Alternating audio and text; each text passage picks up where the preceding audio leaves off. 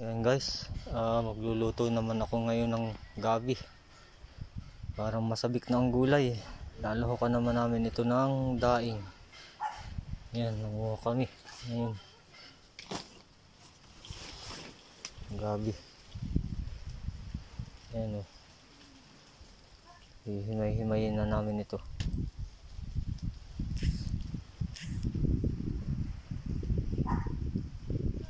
So yun lang guys, mamaya pagka naluto na, update na lang mga bago. Ayan guys, nalinis na namin yung gabi. Kasi ayan yung mga dahon guys, oh. Ihiwa-hiwain na lang.